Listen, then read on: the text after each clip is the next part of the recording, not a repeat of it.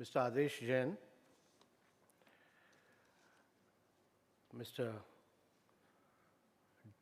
T.K. Nair, Dr. D.V. Kapoor, the CEPM Fellowship Award winners, Mr. Anuj Agarwal, Mr. Jha, Mr. Ranganathan, Mr. Vipin Sindhi, and our very, very distinguished Chairman of ISRO and Secretary Space, Shri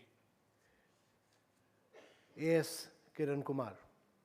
Distinguished guests, ladies and gentlemen, I'm delighted to be here and to be the honorary chairman of this 25th Global Symposium on Transforming India through Project Mindset. Ladies and gentlemen, India is growing at about 7% per annum. It remains an oasis of growth in the midst of a very barren economic landscape across the world.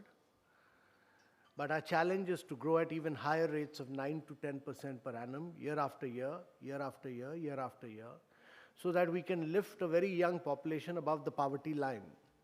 I take this opportunity of welcoming the Honorable Minister for Commerce and Industry, Mr. Suresh Prabhu, who's been a source of inspiration and motivation to all of us.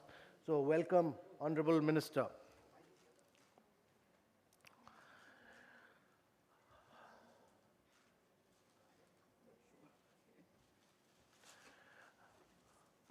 So ladies and gentlemen, if our challenge is to grow at those high rates of 9 to 10%, and this has been achieved post-World War II, it was achieved by Japan, it was later achieved by Korea, and in recent times achieved by China. And if they were able to achieve it, they were able to achieve it with a certain level of discipline and a certain level of a project mindset.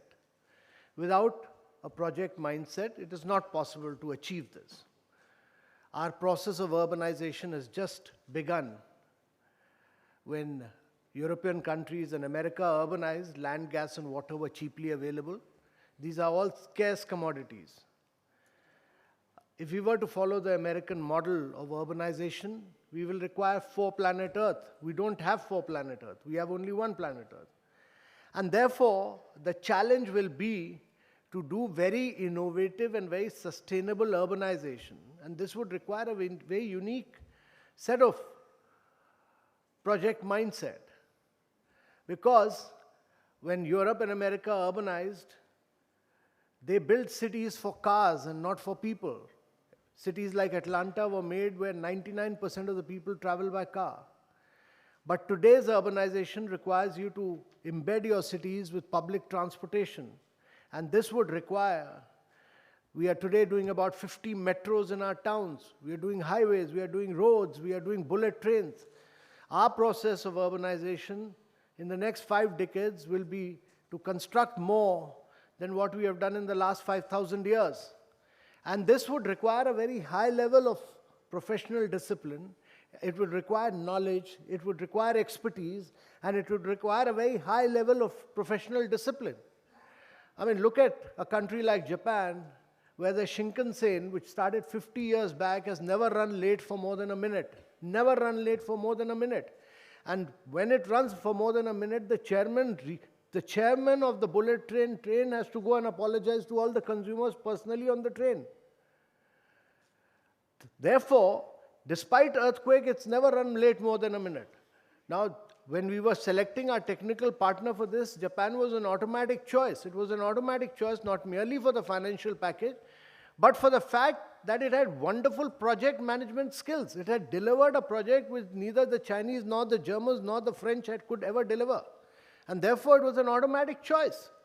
And I think what we need to do is to imbibe that sense of project management as we unfold our many corridors of development, as we unfold our many bullet trains, as we unfold our many metros in due course, and as we take our process of urbanization forward, which will really drive the process of 9 to 10% growth for the next 3 to 4 decades of this country.